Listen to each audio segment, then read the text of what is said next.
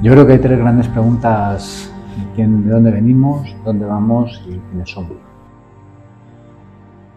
La vida al final es un espacio de tiempo al que le falta la tuerca principal para entenderlo.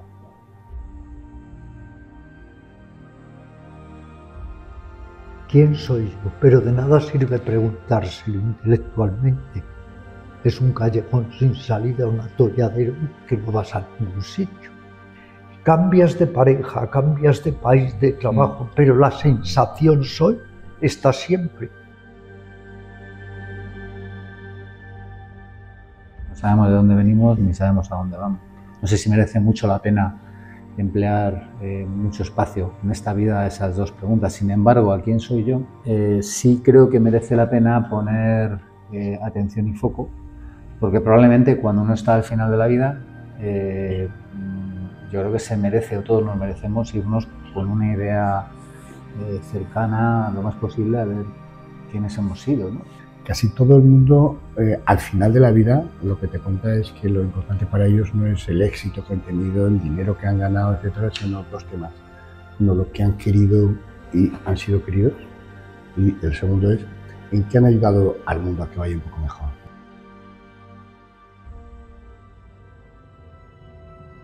Yo creo que el suicidio es al final una escapatoria de unas sensaciones absolutamente imposibles de manejar.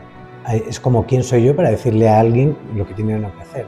También es cierto que creo que si te quieres quitar de en medio, no has descubierto de qué va la vida. Ramiro Calle, ¿por qué no te suicidas? Roberto White, ¿por qué no te suicidas? Javier García Campayo, ¿por qué no te suicidas?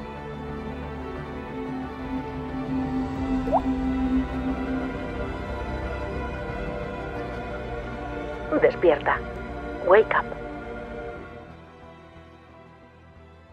Yo os quería hacer un planteamiento. Esto es un experimento total. Y el planteamiento es el siguiente. Me voy a Sri Lanka. Entonces voy a visitar pues, varias personas, varios sabios del país, y les voy a hacer 10 preguntas.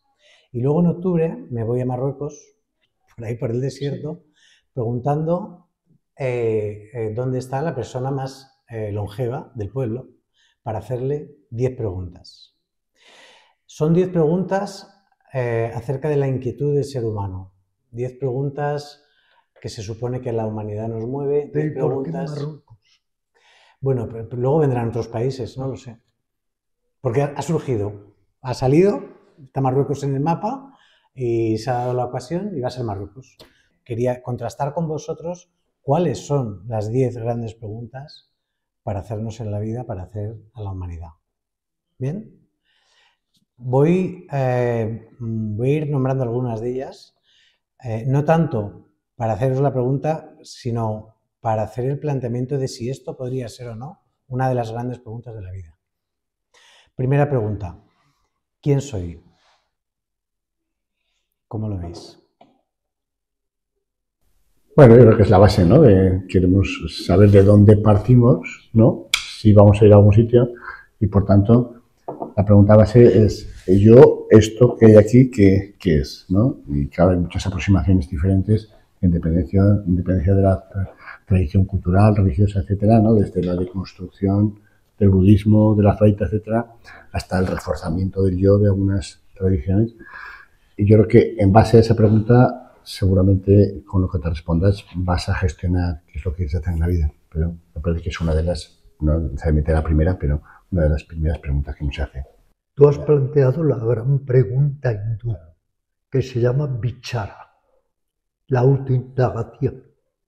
¿Quién soy yo? Pero de nada sirve preguntárselo intelectualmente. Es un callejón sin salida, un atolladero que no vas a ningún sitio. ¿Por qué? Nadie ha conseguido responder conceptualmente a lo que está más allá de los conceptos. Es un sinsentido. Esa autoindagación o autoaveriguación es un anhelo ardiente por en cualquier momento querer saber qué hay detrás. Río, lloro, pero ¿quién ríe, quién llora? Me alegro, me entristezco, pero ¿quién se entristece, quién se alegra? Es una autoindagación nunca basada ni en ideas, ni en conceptos, ni en palabras, pero es el ánimo constante de querer saber quién hay detrás de esta apariencia, del cuerpo, la forma, la mente, quién hay detrás. Entonces no sé si es una buena pregunta. Si sabemos que no hay respuesta. No hay respuesta a nivel conceptual, pero el que descubre quién es encuentra un estado de bendita paz, porque es como volver a su hogar interior. Es de nuevo reconocerse. Por eso en el hinduismo hay una doctrina muy importante que se llama la doctrina del autorreconocimiento. Reconocer quién no ha dejado uno nunca de ser. Vivimos en la personalidad adquirida, en la sombra, en la máscara, y tenemos que tratar de buscar, indagar qué hay más allá. La pregunta es fabulosa, pero nadie puede pretender que te la responda conceptualmente. Yo creo que hay tres grandes preguntas: de dónde venimos, dónde vamos y quiénes somos. Al final, sobre las otras dos grandes genios de la historia, pues se han quedado en el camino. No sabemos de dónde venimos ni sabemos a dónde vamos. No sé si merece mucho la pena emplear mucho espacio en esta vida a esas dos preguntas. Sin embargo, ¿a quién soy yo? Sí creo que merece la pena poner atención y foco, porque probablemente cuando uno está al final de la vida, yo creo que se merece, o todos nos merecemos, irnos con una idea cercana lo más posible a ver quiénes hemos sido, ¿no? Es decir, en esta vida. Yo creo que, me apoyo un poco en Bourdieu cuando habla de la multitud de yoes. Creo que la vida está constantemente sacando de nosotros yoes diferentes. Yo no soy la misma persona cuando tengo un problema para pagar la hipoteca que cuando estoy en la playa, tranquila y relajadamente. Es que no soy el mismo, literalmente. O cuando mi hijo tiene una enfermedad, o cuando estoy con mi mujer en una sala de fiestas. No soy el mismo. Sí logro identificar, porque creo que preguntas que se responden con lo que uno siente, y cuando uno siente algo que está muy seguro, el problema es cuando lo quiere poner en palabras. Entonces yo estoy muy seguro de que existe un metayo que está en todos y cada uno de los yoes, y que es un metayo que me puede identificar con el yo niño, con el yo adolescente, con el que yo... Pero hay algo más allá, Roberto. Tú no eres el mismo en la apariencia cuando estás en una situación, en otra, embargado por un sentimiento por otro. Claro. Pero tú siempre eres el que sabes que eres. No sé si me explico. Sí. Cuando tú tenías 6 años de edad, tú tenías conciencia, estoy. A los 20 años tienes esa conciencia, estoy. Ahora mismo tú tienes esa conciencia, estoy. Más allá de todo lo que va cambiando caleidoscópicamente, hay una certeza, la única, estoy. Si tú vas profundizando en esa sensación soy, no como una idea, no como un concepto, como una sensación, eso te abre un ojo de buey a otra realidad totalmente diferente. Entonces el ejercicio práctico es tratar de sentir esa sensación que nunca ha cambiado. Cambias de pareja, cambias de país, de trabajo, pero la sensación soy está siempre. Es profundizar al máximo en esa sensación como ejercicio de autoaveriguación. Pero lo bueno es, disculpa Javier, no sé si, un poco yéndonos hacia... Javier no tiene este problema porque como está en el sunyata, que todo es vacío, no tiene... Esto es como cuando un maestro le pregunta a su discípulo, maestro, ¿qué es el yo? Y dice el maestro, ¿y para qué quieres un yo? Pues claro, él ya más allá de eso es budismo. Sí. No, yo un poco lo que, insisto, creo que estoy completamente en sintonía contigo cuando pones el foco en lo que siento, en lo que se siente. Eso es hacia adentro. A lo que se siente hacia adentro. Pero también es verdad que como construcción intelectual, apoyándonos en Krishnamurti, él habla de alguien que observa y alguien que es observado, y yo puedo identificar un yo dentro de mí, porque claro, hay que hablar en clave personal. Yo no, Incluso yo creo que yo de pequeñito hasta los 11 años pensaba que el único que existía era yo, que el resto eran personas extraterrestres. Bueno, no estamos seguros. Bueno, no estamos seguros. Oye, esto es el caso más estrafalario que he visto de narcisismo. Claro. Que pensaba que solo existía él entre 6.000 millones de seres humanos. Vamos. Ya después de esto no me extraña que defienda yo como sea. ¿Qué más sin yo se queda en el aire total. ¿Qué más narcisismo y crueldad que un niño, ¿no? Bueno, el caso es que el tema está en que, apoyándonos en Krishnamurti, la cuestión es que si es verdad que yo puedo identificar con alguien que observa dentro de mí, alguien que observa y alguien que es observado. Y puedo tener una confusión de yoes. Pero también siento que hay alguien que observa al que observa y al que es observado. Es decir, que hay un elemento común que yo puedo identificar como yo esencial, llevando el campo al territorio del eneagrama. Eso puede convertirse en un juego intelectual, te explico por qué. Porque es como los espejos que se enfrentan. Al final, ¿dónde llegas? El yo que observa el yo que observa el yo. Claro. Por eso estoy en sintonía contigo en que al final la conexión es lo que se siente.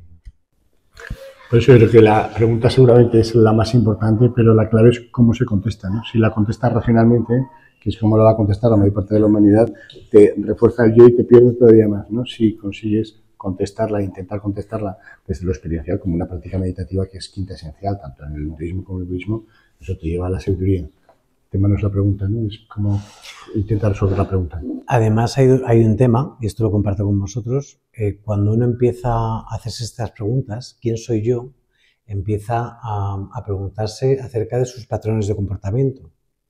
¿Por qué reacciono como reacciono? ¿Por qué siento, pienso o actúo como actúo? Pero llega un momento en el viaje del autoconocimiento que te das cuenta que eso que pretendías identificar no eres tú, es tus comportamientos. Pero ¿quién hay detrás de mis comportamientos? Que es una pregunta más existencial, que es esa, a mí la palabra que me llega siempre es la unidad. Debajo de esta carcasa y de mis comportamientos que tienen que ver mucho con mi mente, está Alex. ¿Y Alex qué es? Esa luz común que es Roberto, Ramiro, todos somos lo mismo. Lo que es Alex. Una etiqueta pegada a ninguna parte. Una etiqueta pegada a ninguna parte, igual que nosotros. En realidad, eso es un código, es un artificio. Absolutamente. Si te vas desmontando, el ejemplo de Buda, que conoce muy bien Javier, el del carro. Si tú, por un lado, sacas el eje del carro, por otro lado la rueda, por otro lado la visa, al final eso no es un carro. Es esa conjunción lo que nos hace creer alucinatoriamente que eso es un carro. ¿Qué sabes? Ya que estamos en esta especie de indagación, ¿qué eres tú? Suponte que al revés, viene alguien y te pregunta a ti, ¿y usted quién es? Alex es una proyección mental conjunta por un montón de etiquetas, según dicen los profesionales 50, y todas son mentales, son artificiales, no existen, no están pegadas en ninguna parte. Hay una que sí existe, que si te causan dolor sufres.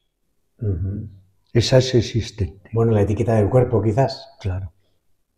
Entonces es importante el conectar con ese cuerpo para ir más allá de ese cuerpo. Y el tratar de ver dónde está el pequeño yo. Cuando yo le pregunté al que se consideraba que era un Buda viviente, Kalu Rinpoche en el norte de la India, ¿qué es el yo? O sobre el yo, la pregunta que tú vas a hacer, él me dijo, ¿está aquí el yo? ¿Está aquí? ¿Dónde está? Es que desde otro punto de vista esa pregunta es irrelevante, porque el yo es también una construcción mental. Pues yo estoy en línea de que es imposible construir una respuesta sin un contexto. Es decir, al final el qué soy yo, y además creo que lo más interesante de tu viaje y de tu experiencia es que cuando hagas esa pregunta a diferentes personas, además de diferentes culturas, pues la respuesta final es que hay muchas maneras de definirte. O sea, es una etiqueta pegada a un contexto. Es una etiqueta, pero no.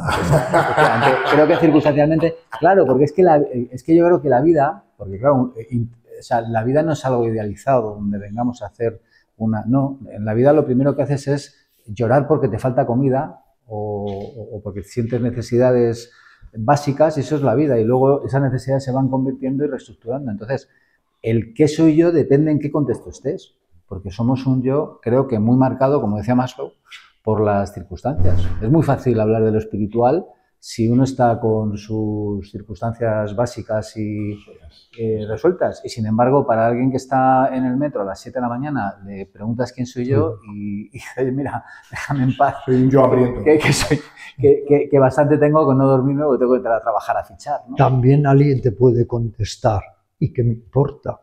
Claro. O a ti que te importa. ¿No? Eso, o bueno, ¿a ti qué te importa? O qué me importa, me da igual.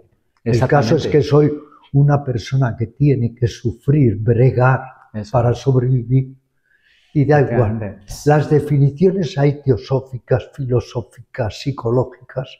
Yo diría que si me pongo a preguntar esto en la puerta del metro de Madrid, la mayoría de la gente diría, pues nunca me lo he preguntado.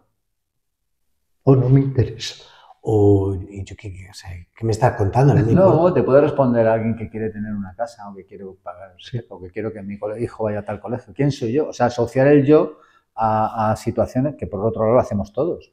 Es decir, sin darnos cuenta, asociar nuestro sentido y nuestro relato del yo a cosas que tenemos que conseguir. Sí, muchos me soltarían su profesión. Claro, yo soy abogado. Con la tradición budista se habla de que el yo es la volición, el deseo de querer, ¿no? Claro. Si quieres, lo que quiere es el yo.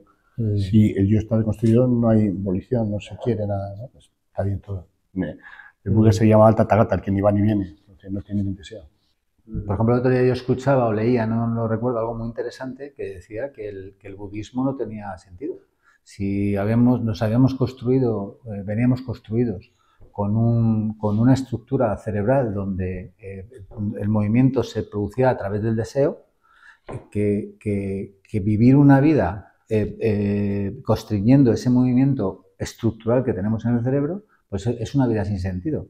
No sé si lo leí o lo escuché. Y la verdad es que me impactó, porque es algo que me hizo reflexionar. Digo, oye, ¿y si esta vida en la que estamos constantemente etiquetar cómo es la vida, de qué manera es la vida, de qué manera tal, al final somos animales que lo que de verdad tenemos que hacer es dar riendas sueltas a nuestros deseos para vivir una vida con sentido? Eso es el Tantra. ¿Por qué no? Eso es el Tantra.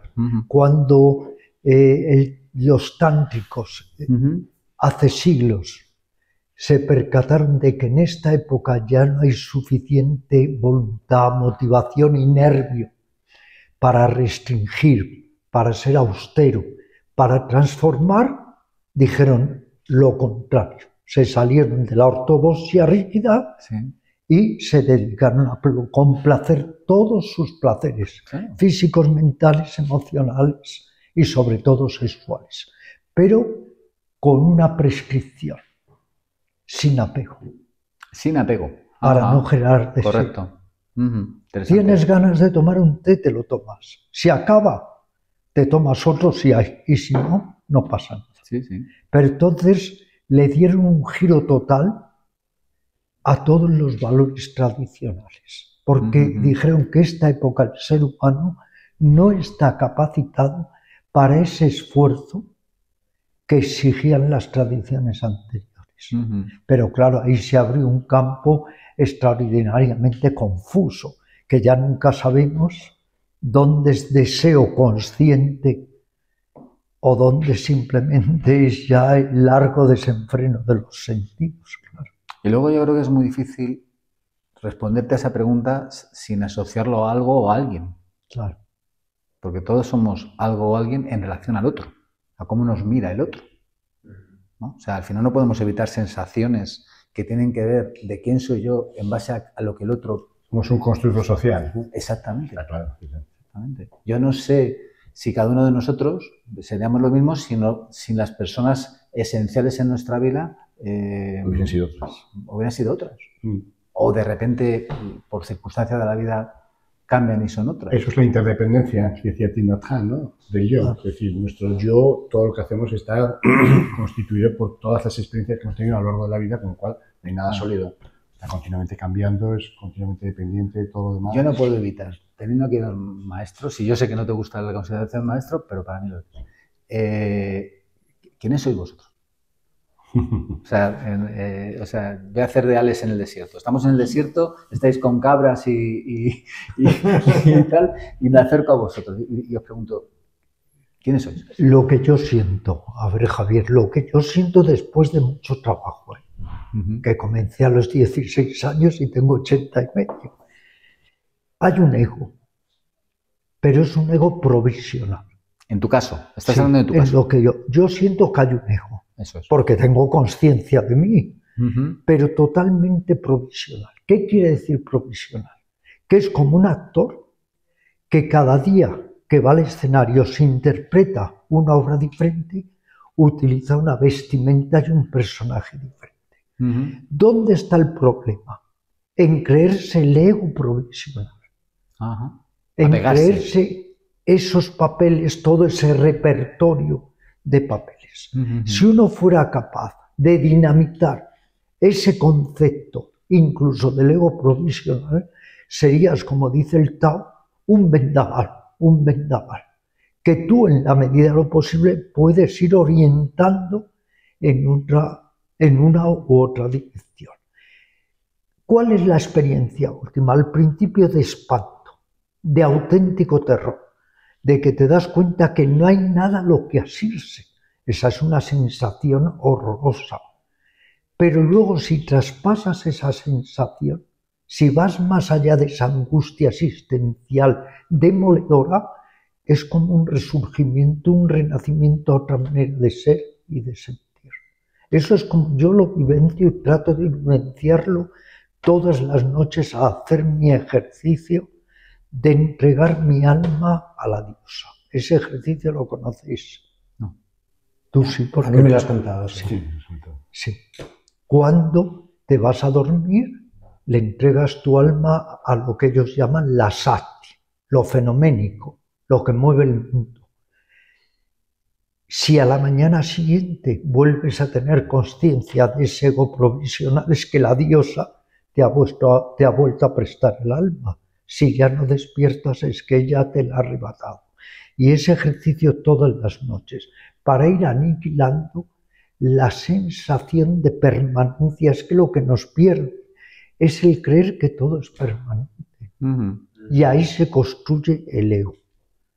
Si tú eres capaz de dinamitar ese sentimiento de permanencia, ya es que no hay ego. Se fragmenta de tal manera que no puedes ni siquiera sentirlo. Ahora, al principio es una sensación horrorosa, la que se experimenta, que tiene un nombre, Javier querido, en el budismo Theravada, que es la palabra Vanga, que es que, y a veces la experimentas meditando, Vanga es disolución.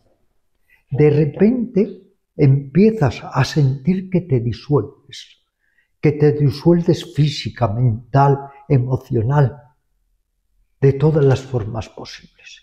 Y la sensación es tan terrorífica que varios amigos míos, después de experimentarla, ya nunca han vuelto a meditar. Si te quedas ahí, no vuelves a meditar. Madre. Es que te disuelves. Pierdes toda tu identidad física, mental, emocional, y está en los textos más antiguos. Por poner un ejemplo, es como si fueras cera y te vas disolviendo, como la cera que se va quemando y no queda nada. Claro, eso al principio es un impacto terrorífico, espantoso. Pero si lo traspasas, es otra forma ya de vivir y de sentir. En el budismo Mahayana no sé si existe este Con ese concepto se habla, ¿no? De esas experiencias, pero yo creo que no está exactamente eso. Vanga. ¿Y tú, Javier, quién eres tú? Bueno, quiero que un poco añadir lo que dice Ramiro, ¿no? Que basculas entre los momentos en que tienes esa sensación de atención, de meditación, y que no hay diálogo interno, y te sientes que eres la propia conciencia de conocer, es decir, que estás ahí sintiendo el mundo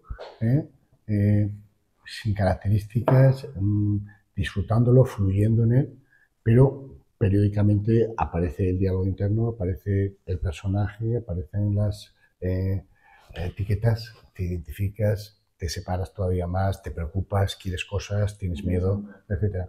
Y junto a eso hay la sensación de que hay algo que está mucho más allá, que es que yo y todo lo demás, igual que todos nosotros, somos una conciencia única de la que tienes atisbos muy ocasionalmente, ¿no? Y que imaginas que si eso lo pudieses percibir, la felicidad sería eterna, ¿no? Acuérdate, Javier, que Castaneda, el controvertido Carlos Castaneda, siempre decía que hay que matar el diálogo interior. Claro, claro, claro.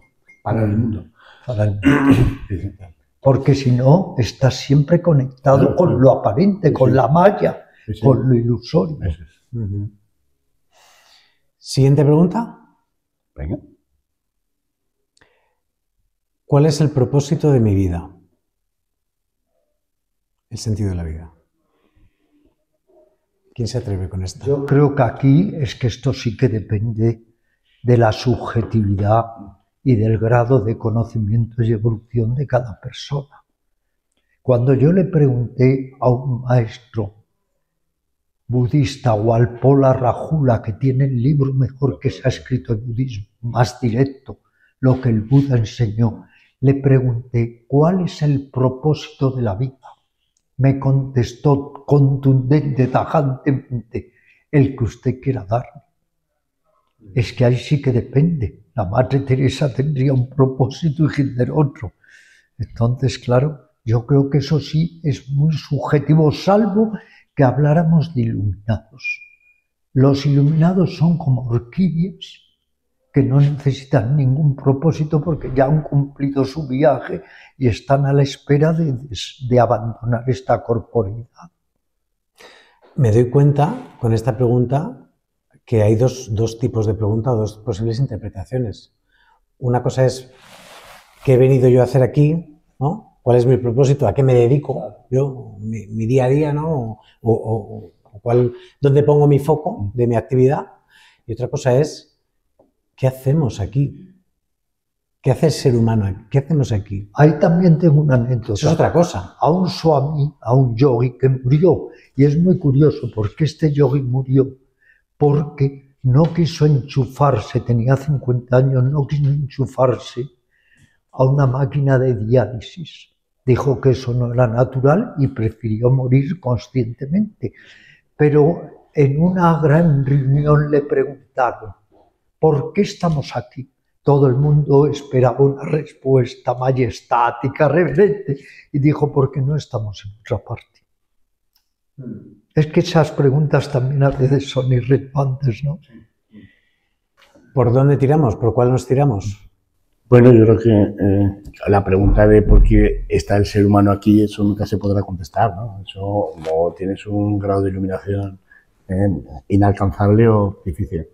En cuanto a qué hace cada uno de nosotros aquí, efectivamente depende de si uno está más iluminado o no, pero yo creo que la experiencia, y Roberto está ahora trabajando mucho con terminales, y yo también, ¿no? Casi todo el mundo, al final de la vida, lo que te cuenta es que lo importante para ellos no es el éxito que han tenido, el dinero que han ganado, etcétera, sino otros temas. Uno, lo que han querido y han sido queridos, y el segundo es en qué han ayudado al mundo a que vaya un poco mejor. Creo que estos dos temas son lo que la mayor parte de la gente realmente valora al final de su vida. Entonces, lo que pasa es que mientras puedes estar entretenido haciendo otras cosas diferentes, que no es lo que al final va a ser valioso para ti. Sí. Hay un tema apasionante que algún día hay que tratar, ¿eh? Lo que pasa es que ya la cadena de temas pendientes es tal que ya lo digo por decir un poco, pero con la expectativa, ¿no? Que es Maya, lo ilusorio, lo aparente, como toda nuestra vida la empantanamos en Maya, en la ilusión, en la apariencia, en lugar de ir directos a lo verdaderamente esencial. Maya es como una borrachera, una neblina mental, que nos ha de poner el énfasis en lo trivial, en lo accesorio, en lo superficial, en lo sustancial, en lugar de ponerlo en lo verdaderamente importante y lo esencial. Y Maya confunde a toda la sociedad, y toda la sociedad está siempre abonando Maya, desde la publicidad, los trabajos, todo es Maya. Es un narcótico que es muy difícil salir de él porque nos tiene a todos totalmente narcotizados. Es que yo creo que para responder a esa pregunta, o sea, yo creo que la vida al final es un espacio de tiempo al que le falta la tuerca principal para entenderlo. O sea, al final, ¿cuál es el sentido de la vida? Yo creo que está íntimamente relacionado con creencias que tienen que ver con hacia dónde vamos. O sea, qué sentido tiene lo que hago en función hacia dónde vamos. Y yo ahí, fíjate, acudo a Descartes, que aunque se equivocó en muchas cosas, pero en esto yo creo que acertó, y es partir de una verdad incontestable para partir de ahí construir otras encima de esa verdad. Y en este caso hay una verdad incontestable. Nada de lo que hacemos práctico en esta vida no lo llevamos. O sea, eso es es decir, por mucho que intentaran los egipcios meter todo lo que pudieran meter, nos lo hemos encontrado miles de años después en el mismo sitio y deteriorado. Por lo tanto, el sentido de la vida debiera de ir por cuestiones que tienen que ver con lo experiencial y lo emocional. Porque eso no sabemos si no lo llevamos. O sea, si existiera otra vida donde todos tenemos la esperanza de que haya personas a las que hemos amado, personas con las que hemos compartido, pues, y no lo sabemos, pues eso por lo menos no lo sabemos. Lo otro sí lo sabemos, pero nosotros no sabemos si después va a tener sentido lo que hemos hecho en esta vida. Y además, como comentaba Javier, cuando te encuentras con personas terminales que están a punto de irse de este mundo, todo su foco está en las experiencias que han tenido o no han tenido, las vivencias que han tenido o no han tenido. No si tienen una casa más grande o más pequeña o un coche más grande o más pequeño. La preocupación es lo que han vivido experiencialmente y desde las emociones. Por lo tanto, la respuesta al sentido de la vida debiera de ir por ahí. Aunque no sabemos si tampoco, si no hay nada, ese sentido. Por lo menos, como decía Fernando Savater, decía, bueno, pues por lo menos quedará un cuadro pintado en medio de la nada, que es la vida de cada uno, ¿no? Yo tengo una respuesta interina que con el paso del tiempo se está convirtiendo en mi respuesta. Es decir, además responde las dos preguntas, porque está yo qué hago en este mundo y una vez que estoy en este mundo, ¿a qué me dedico? ¿No? O sea, la pregunta existencial de por qué estamos aquí y ya que estamos aquí, ¿ahora qué hacemos? ¿No? Y esta me responde las dos y es, claro, en el viaje de ir descartando todo, estoy aquí para hacer el bien, para hacer el amor, para tener un mundo mejor, para que otros vivan mejor, no sé qué. Mientras eso es o no es, hay una cosa que es por pelotas y es este momento, la experiencia. No sé si he venido para esto o para lo otro, pero mientras tanto lo que es seguro es que voy a experimentar. Bueno, por eso, Alex, aquello de unos reflexionan en la vida y otros la viven. Es que es la diferencia. El pensador está siempre reflexionando y luego está el que la vive de forma... Por eso, mientras la pienso, la experiencia es lo que es seguro, para eso estamos aquí, seguro. Pero también nos podríamos plantear que nunca vamos a saber para qué estamos. Porque nuestra mente es esclerótica, muy limitada. Nunca vamos a descubrir para qué estamos y además es muy pretencioso, como otras veces he dicho, que el tornillo de un portaaviones quiera conocer todo el funcionamiento del portaaviones. Hay que ser humildes. No vamos a saber para qué estamos, pero ya que estamos, vamos a tratar de ennoblecer en lo que podamos nuestra vida. Eso es lo único. Embellecerla y no pasar haciendo encima el mal o destruyendo, sino amando y que nos amen. Yo, de hecho, hay muchas veces que cuando escuchas el propósito de alguien de no, pues yo estoy aquí para que el mundo sepa y tal. Y lo que me huele es a un ego que flipas. O sea, por lo tanto, es que no sé si tiene que haber un propósito. ¿Tiene que haberlo? No.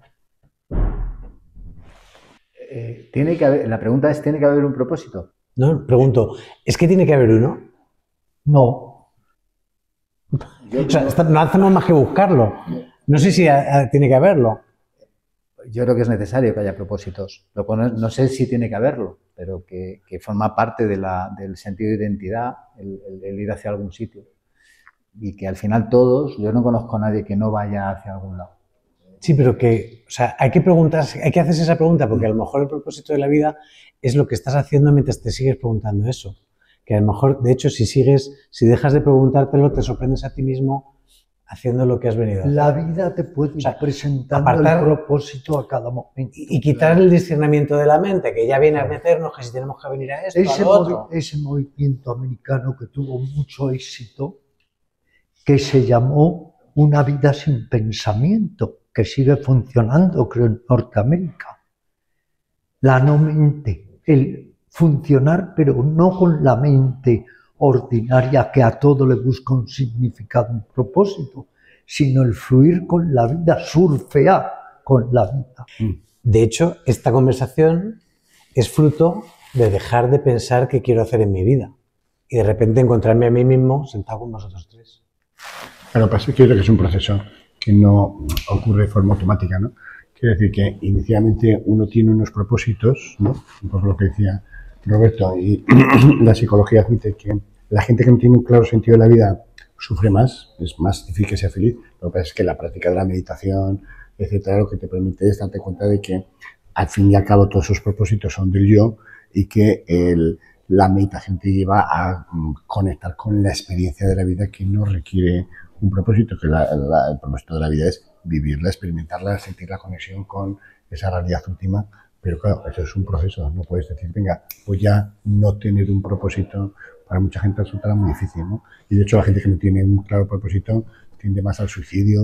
Eso decía Víctor Frank, ¿no? Claro, claro. Hay una anomia, ya que se ha escrito mucho en psicología, ¿no? Es decir, como que me siento desconectado. Que eso yo creo que ya sería un propósito, porque sería el propósito del no propósito. Es decir, si yo creo que mi propósito es no tener ningún propósito, ya es un propósito. Por lo tanto, o sea, tengo un agua que agarrarme y no vivo en incertidumbre. La pregunta que en la logoterapia psiquiatra Víctor Frank hacía es, la primera pregunta es, oye, ¿por qué usted no se suicida?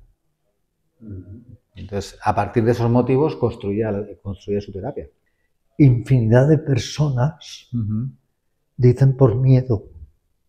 Claro. Es que hay muchas personas que no quieren estar en este samsara. Bueno, es que a veces presuponemos que esto es el no va más para alguien que conoce otros planos de existencia. A lo mejor esto es precario, no tiene ningún sentido.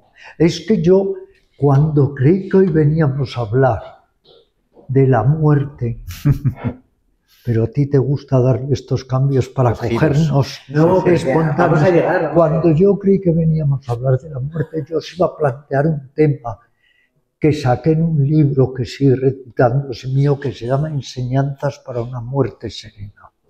Y el tema es el siguiente: ¿qué opinabais del suicidio consciente e inteligente?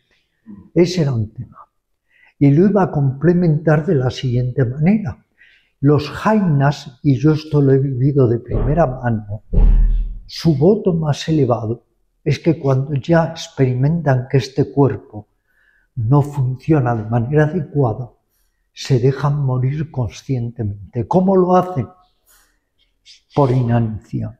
Se encierran en una habitación y se dejan morir por inanición. Al mes, a los 2 meses mueren.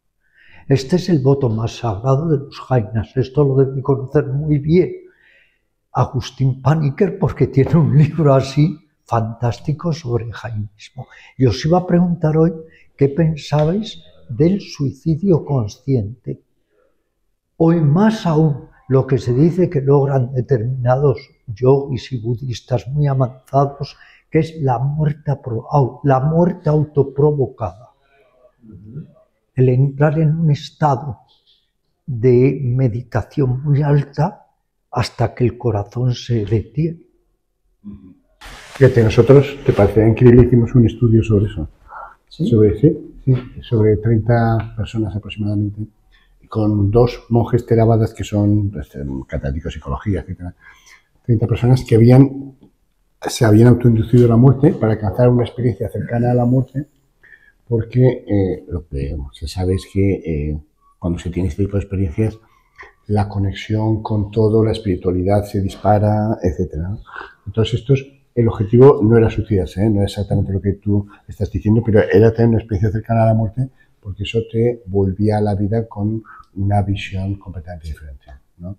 Con mucha más espiritualidad, conexión, ganas de practicar, Maya, como bien decías, no, se va debilitando y vas a lo que es importante. Pero efectivamente, también en la tradición budista existe la posibilidad de cuando ya se ve que uno se va a morir, hacerlo conscientemente, ¿no? La postura de loto, etcétera, etcétera, despedirse de los discípulos. Bueno, también parece que Buda más o menos estaba así. Y yo creo que esa es la culminación de la existencia humana, ¿no? Es decir, es una demostración de que se puede de forma voluntaria renunciar a la vida, que parece que es lo que más nos atrapa, por algo superior, ¿no? Que es otra vida, creo que dice otro plano muy diferente, ¿no? Claro, eso está al nivel de muy poca gente. De muy poca gente. Yo iba a poner un punto de contraste, porque yo ahora estoy un poco, en un curso de acompañamiento a muerte, además hay personas muy interesantes. Fíjate, me recordaba Ramiro, y hay personas ahí que con experiencias propias que el curso les sirve para gestionarlas, ¿no? Entonces, recuerdo una que me impactó muchísimo y es de una madre que un día normal estaban comiendo en familia y se estaban diciendo, oye, qué raro que no salga de la habitación el chico, ¿no? Un chico, un estudiante de 22 años. Y se levantaron, llamaron a una habitación, no respondía, entraron en la habitación y se lo encontraron ahorcado, el chico. Entonces, claro, ella salió corriendo, se fue al pasillo a gritar y ella primero, la primera lección que nos dio es que la vecina lo que se acercó a ella, la agarró, la metió en casa, la dijo solo la frase de yo también tengo hijos, o sea, no la dio ninguna medicina o intentó decirle nada que no hubiera valido para nada, la puso una manta encima y le dio un tecito y estuvo en silencio con ella mientras sollozaba, lloraba, ella dijo que esa vecina la salvó la vida porque iba a tirarse por la ventana. En el tema. Y luego hablaba de lo que tú comentas, y es que ella está aprendiendo, porque claro, el suicidio tiene un componente culpabilizador. Eso es terrible. Para el suicidado y para el que rodea al suicidado. Y que ese componente culpabilizador era tremendamente injusto y que ella estaba aprendiendo, ella por ella misma, a respetar la decisión de su hijo. A respetar el que su hijo, una vida vivida, tomara, además sin ningún tipo, un chaval feliz, aparentemente. Entonces, ahí está yo un poco el punto de... Yo creo que el tema del momento de la muerte está sobrevalorado. Es decir, de hecho hay personas como Catel Rush que dedicaron toda su vida y ha sido maestra de maestros de personas de acompañamiento y que sus últimos meses de vida es lo menos ejemplificador desde el punto de vista de cómo morirse. Murió muy enfadada. Vamos a poner ahí un documental en YouTube excelente que refleja la historia. Entonces yo creo que ponemos un foco en el momento de la muerte en vez de verlo y decir, bueno, primero que tenemos un sistema reptiliano, todos, que se va a disparar cuando, de manera inevitable, cuando estemos en un problema de supervivencia. Vamos a ser como las hormigas que empiezan a correr cuando que es lo natural. Entonces, yo creo que poner mucho foco en ese momento es poco útil y que el foco debería ser cómo vivo. O sea, cómo gestiono o qué herramientas tengo para aceptar que soy alguien que va a morir en un momento. Pero no el cómo voy a morir ni cómo voy a estar. Yo por eso, querido Roberto, no existen las muertes de película. Yo por eso, querido Roberto, estoy de acuerdo, suscribo lo que dices. En estos últimos años, siempre que me han llamado para hablar de experiencias cercanas a la muerte, lo rehuyo ya. Porque es poner demasiado el foco en esas experiencias. que además son muy limitadas. Yo mismo las he tenido al estar un mes en coma. Pero para mí lo esencial no es basarte solo en esas experiencias, aunque si las tienes te transformen, sino la vida en general. Y lo que tú dices, que ponemos demasiado el foco en la muerte, cuando lo que dijo Marco Aurelio, si la muerte está, yo no estoy, y si yo estoy, no está la muerte. A veces es que le estamos dando, por las modas también, mucha importancia a esas experiencias. Yo no sé las muertes cercanas vuestras que todos hemos tenido, cómo han sido, pero en mi caso han sido lo menos, o sea, lo más, quiero decir, lo menos de película. Mi madre, por ejemplo, me decía de pequeñito, hijo, cuando vaya a morir, le preocupaba mucho que el aspecto cuando fuera a morir. Y entonces que por favor tápame con un velo para que no se me vea la cara. Y estuvo 2 meses con la boca torcida, el ojo para arriba, con un derrame cerebral, tranquila, porque claro, no se daba cuenta de nada. Y yo pensaba, madre mía, llevo toda la vida escuchando a mi madre lo que píntame los labios, me decía, píntame los labios y tal. Y murió en unas condiciones muy poco dignas desde un punto de vista.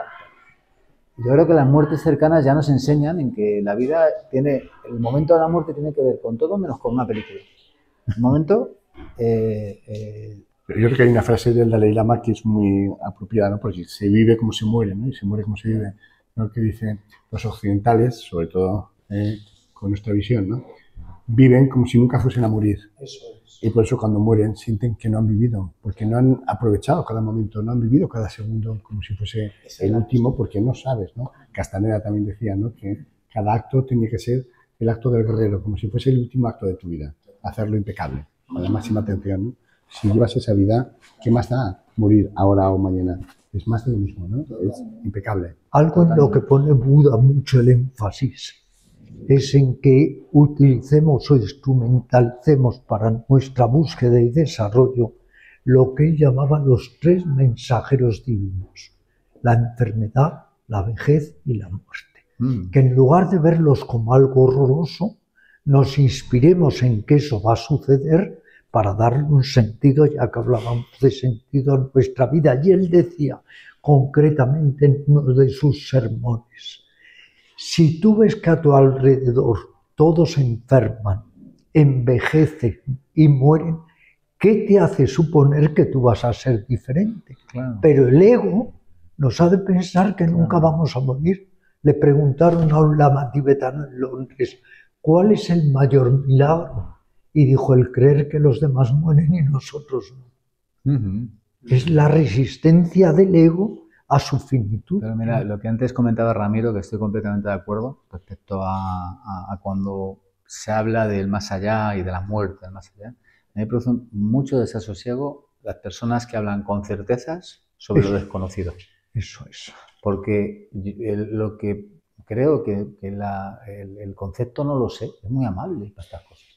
O sea, muy humilde. Muy humilde. Eso es lo que no amable. es la gente, ¿no? Y te produce un acogimiento, no lo sé. O sea, dentro de la fe de cada uno. Pero cuando escuchas a alguien, y hay alguno por ahí, que a mí lo que me produce es desasosiego, porque parece, es como si me faltara una asignatura de la carrera que no voy a probar nunca. Pontifican, ¿eh? Que no has dado. Y lo pontifican totalmente. Pues no lo sé. Cuando es una teoría, en el fondo, porque hoy estaba viendo, hay como 30 teorías de lo que va a suceder cuando vamos a morir. Los reencarnacionistas, que creen que el Atman, el espíritu, reencarna. Los budistas, que como no creen en un ser fijo, lo que renacen, hablan de renacimiento y no de reencarnación, son lo que ellos llaman los sanskaras y vasanas, los impulsos del inconsciente. Uspensky y Nietzsche, el eterno retorno, vuelves a vivir la vida innumerables veces. El cielo, el infierno, el que reencarnas en un animal, etc. O sea, hay 30 teorías diferentes. ¿Cómo se puede pontificar y decir que es una teoría segura sobre la otra? Porque además, algo que olvidamos, experiencias cercanas a la muerte no son post-morte. Es diferente, claro. Es que todos los grandes especialistas de prestigio que están cerca de la muerte con su experiencia. Por ejemplo, Ostaseski, con las 5 invitaciones de la muerte, tiene todo que ver con, o sea, las 5 invitaciones de la muerte que tienen todo que ver con el estar aquí y ahora, con no esperes con las decisiones vitales de tu vida, ten mente de principiante, busca un lugar relacionado con la meditación en el que tú tengas un refugio en medio de la tempestad. O sea, al final, Sí. los grandes especialistas lo que te dicen es cómo vivir. No pierden un minuto en ver más allá de las creencias que podemos tener cada uno. Y yo creo que es donde hay que poner el foco. Cómo utilizar la muerte. La muerte es un marco. Es un marco, sí. Es un marco, pero el campo de juego está dentro del marco.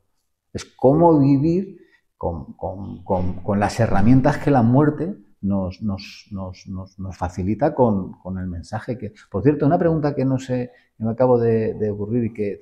¿Cómo sabéis de que existimos? O sea, ¿cómo estás seguro de que yo existo? No, esto puede ser un holograma. Un holograma. Claro, ¿cómo está? O sea, Un sueño, dentro de otro sueño, lo que dijo Chuang-Tzu. claro, Se durmió y soñó que era una mariposa. Y al despertar dijo, ¿cómo si ahora? Si soy Chuang-Tzu que ha soñado que era una mariposa o una mariposa que ha soñado que es Chuang-Tzu. claro. Pero nos movemos, aunque sea una alucinación, en esta alucinación. Este viaje imaginario, pero ahí estamos. Pero Buda, Y si fuerais todo máquinas, aquí no, claro. Bueno, es que Exacto. no es tan descabellado. No, Te quiero decir, lo que yo creo ahora mismo que está ocurriendo aquí habéis visto que he dicho fuerais, ¿eh? del He filtro dicho de... fuerais. ¿Eh? He visto que he utilizado la palabra fuerais, Sí, no sí. fuéramos. Tú ya sabes que no lo eres. Tú desde los 11 años tenías claro... Es que ahí está la clave, joder. Es que ahí está la clave. No se puede emplear esa palabra en el fuéramos, porque yo no sé si sois máquinas. Pero es que esa reflexión es poco común, pero yo creo que deberíamos vivir un poco desde ahí. Toda nuestra percepción es una interpretación de la mente. Ah, bueno, claro. Y la mente nos la da con queso cada 2 por 3. O sea, sin embargo, creemos a ciencia cierta todo lo que nos dice y tal, incluso matamos por ello, y son matices y percepciones de cosas que, en fin, que van determinadas por un montón de factores. Quería decir que nadie te respondió a tu pregunta. ¿Estáis de acuerdo con el suicidio o no? nadie. Yo aquí voy a decir lo siguiente. Es una disyuntiva muy complicada, porque yo creo que llegado a cierto momento, la voluntad de cada uno, y yo en la experiencia he tenido, bueno, el caso de mi madre que quería quitarse en medio y no pudo, es como quién soy yo para decirle a alguien lo que tiene o no que hacer. También es cierto que creo que si te quieres quitar de en medio, no has descubierto de qué va la vida. Creo que si hubieras hecho la reflexión y el viaje interior, seguramente no te querías quitar de en medio. Entonces es como, oye, vale, entonces ¿qué hago? ¿Que el que se quiera suicidar le obligamos a que haga el viaje interior para que se dé cuenta de que no se quiere quitar de en medio? ¿O quiénes somos nosotros para obligar? O sea, yo tampoco te estoy respondiendo porque no tengo respuesta. No es una respuesta fácil. Bueno, yo creo que el tema es complejo. Yo hablo desde la psiquiatría, desde de alguna forma la ciencia. Lo que se sabe es que el 95%, por lo menos, como mínimo, de las personas que intentan suicidarse tienen un trastorno psiquiátrico. Entonces, claro, la supuesta respuesta de la sociedad tiene que ser evitar que lo hagan para que luego ya decidan tal. Otra cosa es cuando hay una decisión, y a veces nos llaman a los psiquiatras, a los psicólogos, ¿no? para decir si puede suicidarse o no. Hay veces, y yo he visto, y he dado, digamos, el permiso, si es que se le puede llamar así, para que una persona se suicide porque estaba perfectamente en sus condiciones de decidir. Estoy pensando en una persona que había tenido un accidente, una quemadura tremenda, ¿no? Y entonces se estaba ahogando, ¿no? Por la inflamación, etcétera. No iba a poder, había que hacer una traqueotomía para que sobreviviese, pero por esa quemadura en 15 días iba a morir por insuficiencia renal. Es decir, no se escapaba en ningún caso.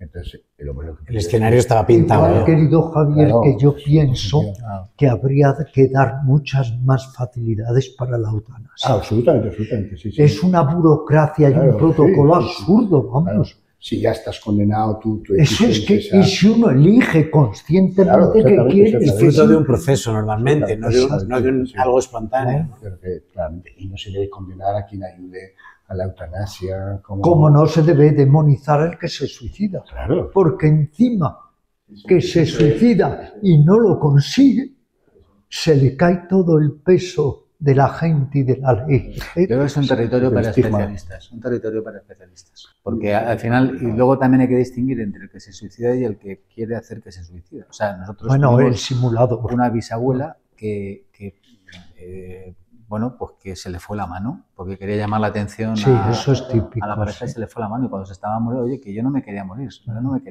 y se murió. En el tema. Y luego, sin embargo, hay determinadas personas que yo creo que son territorios especialistas que están con un trastorno, por ejemplo, depresivo, y que hay que tener mucho cuidado con lo que se dice, porque cuando una persona está en ese sitio... No ve con claridad. Y lo que se dice puede provocar que vaya hacia un lado o hacia otro. Claro. Que a lo mejor ser un tío muy feliz a los 10 años sí. En el tema, ¿no? Entonces yo creo que es un territorio para especies. Yo creo que nadie sabe de verdad lo que puede haber en una cabeza cuando decide de verdad irse de este mundo. O sea, que es como un poco como la muerte, ¿no? Es decir, ¿qué es de verdad la muerte? Pues de la muerte solo saben los muertos. Los filósofos ya sabéis que dicen que el suicidio es una solución definitiva para un problema que siempre es temporal, ¿no? Es decir, es una resolución de problemas donde uno elige una solución que es irreversible, pero que seguramente habría otras soluciones. Claro. Sin embargo, todo el movimiento estoico que está ahora tan de moda, los verdaderos estoicos abogaban por el suicidio, porque al fin y al cabo es un acto voluntario de uno. Es que nadie tiene por qué decidir la vida de otro, pero tú sí puedes decidir la propia, claro. Pero, por ejemplo, mira, yo creo, me comentaba un compañero tuyo, dice, no, es que hay personas que tienen atracción por las ventanas, que es un tipo de... Y hay que tener mucho cuidado con cómo se habla con esas personas y lo que se las dice. Porque ven una ventana y no es una cuestión, qué triste estoy, ¿no? Es un impulso, Es un impulso, ¿no? Es un impulso. Entonces, es un tema, yo creo que es un territorio de especialistas. Yo tengo que decir, no sé por qué, a Wake Up me escribe mucha gente y muchos empiezan con... Mucha gente que me escribe, pues que es gente que sufre y me cuenta su historia. Y unos emails muy largos. Y muchos empiezan con he tenido varios intentos de suicidio, que yo para mis adentros pienso, no era un intento de suicidio. O sea, te quiero decir, quitarse de en medio es muy fácil. ¿O no? No, o sea, te quiero decir, logísticamente es fácil, pero tener varios intentos... Yo creo que no creo que exista el intento de suicidio. Existe el suicidio o existe la llamada de atención. Y seguramente que alguno lo haya planificado mal y le haya salido mal. Y alguno hay, ¿no? Pero cuando alguien me dice, yo ya tuve 3 intentos... Manipulación. No sé, 3 intentos... En fin, no sé. La cuestión aquí fundamental, existencialmente hablando, es si es tu propia vida, si tienes derecho a ejercerla como quieras, sin hacer daño a los demás o no, y si tienes derecho a quitártela. Es que esa es la cuestión. Que no sé qué opináis. Sí. Bueno, ahora tienes derecho a cambiarte de sexo simplemente diciendo. Pues si tienes derecho a cambiar de plano, estás harto de esto y te vas. Bueno, pues sí, paso Oye, pantalla. el caso de Hemingway, cuando él vio que era irrecuperable su enfermedad de una forma consciente y fría. Eso es muy frecuente, ¿no? Es que no es lo mismo el suicidio por sufrimiento que la eutanasia por condiciones. Mucha gente que tiene enfermedades terminales o que tiene Claro. enfermedades que sabe, por ejemplo, pues sí, hay unas enfermedades neurológicas que tú sabes que vas a acabar loco, demenciado, etcétera, en 5 años. Mucha gente se suicida antes con el SIDA, ahora ya el SIDA no se muere, bueno, pero con el SIDA mucha gente se suicidaba antes de llegar a... Ahora te voy a hacer una pregunta muy final, comprometida a ti como médico y psiquiatra. Si esas personas consciente y lúcidamente optan por suicidarse, ¿no se les debía facilitar absolutamente? Pero no se hace. Javier, es que hay una burocracia terrible. Sí. Tienes que irte a Holanda, como dice un amigo. Y a veces sin burocracia, o sea, no se puede. Dice un amigo mío, dice, el único viaje que voy a hacer sin billete de vuelta. ¿Te vas? Pero ¿por qué hay que hacer eso y no puedes tú disponer libremente? Yo, absolutamente. Si es algo decidido voluntariamente Eso, por alguien que tiene y capacidad, lúcidamente, claro, yo, eso habría que que es mejor facilitarlo. convertirte en una planta. Claro, Es sí, que sí, está claro. De todas formas, yo creo que la sociedad evolucionará, y no sé vuestro No, sí, sí. punto de vista, Sí, sí. en dos temas. Yo creo que ya en muy poco tiempo. Una, en las relaciones de pareja y la sexualidad. O sea, creo que cambiarán los paradigmas y ya están cambiando los paradigmas y las generaciones que vienen, y probablemente nosotros no lo veamos, pero que la sociedad cambiará en las la relaciones. gran pregunta en este sentido, ¿qué es lo esencial, Javier? Ya te lo avanzo por si vienes con nosotros a hablar de este tema. ¿Qué es lo esencial, la fidelidad o la lealtad? Porque la fidelidad es un concepto. Yo he estado por el norte de la India y allí las mujeres se casan con el primogénito y todos los hermanos, aunque tengan 12, y los árabes de otra manera. Entonces, lo que tú dices, todos esos conceptos egocéntricos tienen que ir cambiando. Y cambiará la relación con o sea, yo creo que las muertes se convertirán en despedidas, porque como la gente no se morirá por causas naturales, pues llega un momento en que por los avances tecnológicos, pues llegará un momento en que por calidad de vida las muertes serán fiestas de despedida. O sea, como en Bali.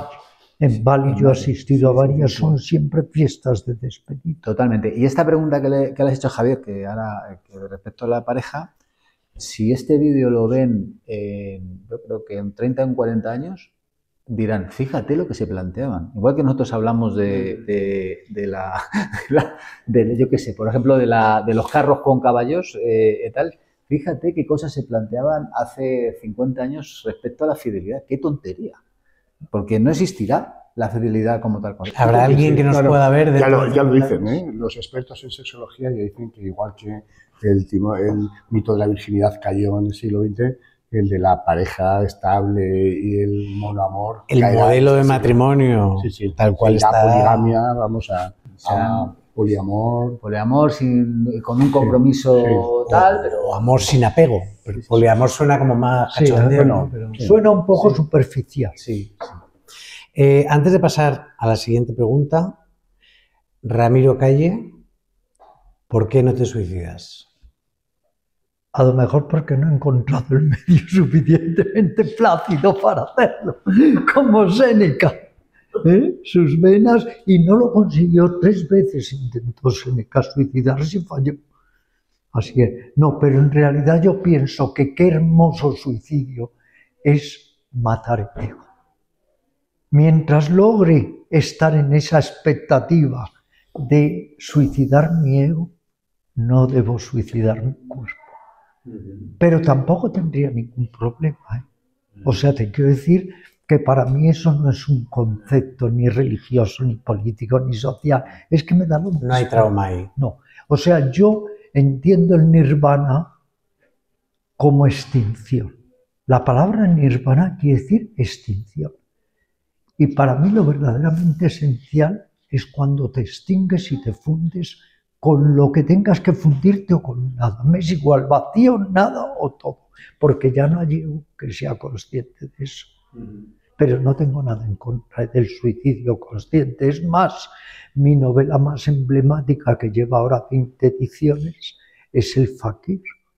Y el protagonista, Suresh, muere con muerte consciente y autosuicidio. Quizá porque esa proyección es ideal también está en mí. Que pudiera ahora sentarme en meditación y extinguirme, como lo hizo el discípulo principal de Buda, Sariputta.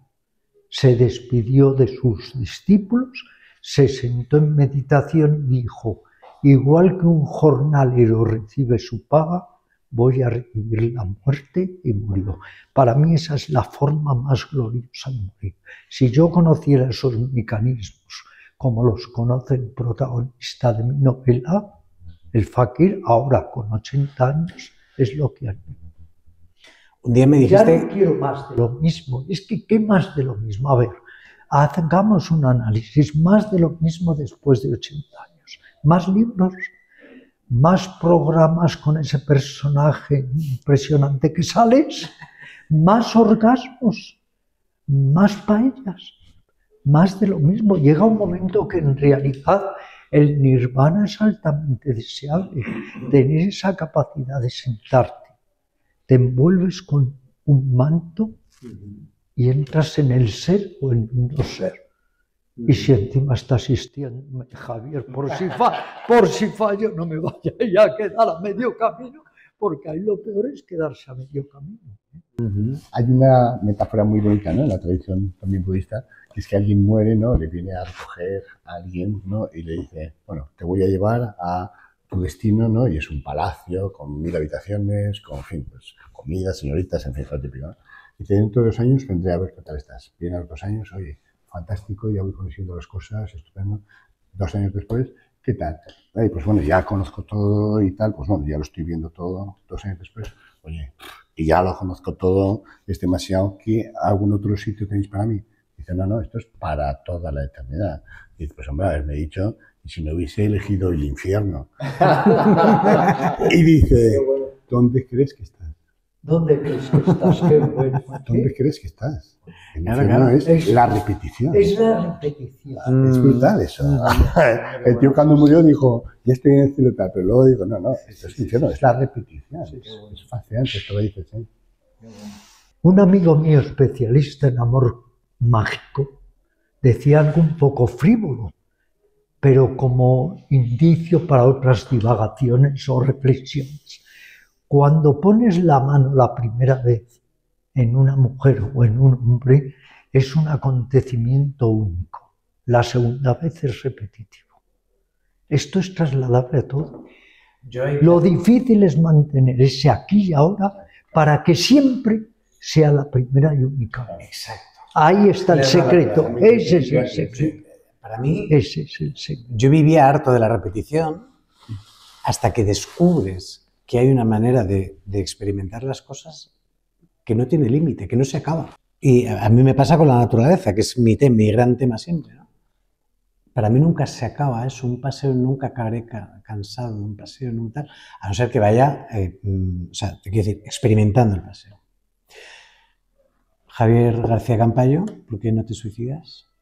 La vida me parece maravillosa, me resultaría difícil en este momento suicidarme, pero no porque tenga, digamos, cosas que hacer, pero el segundo a segundo del día a día me parece fascinante en general. Entonces, no siento la ansiedad, pero como dice Ramiro, no me parece ninguna aberración, ninguna cosa rara que en un momento dado pueda decidir eso, y que cuando llegue la muerte no tengas ese apego, ¿no?, a la vida, porque yo creo que si vives cada minuto de tu vida de una forma consciente, llega un momento que quizás no por cansancio, pero dices, bueno, ya he vivido la vida. Despierta. Wake up.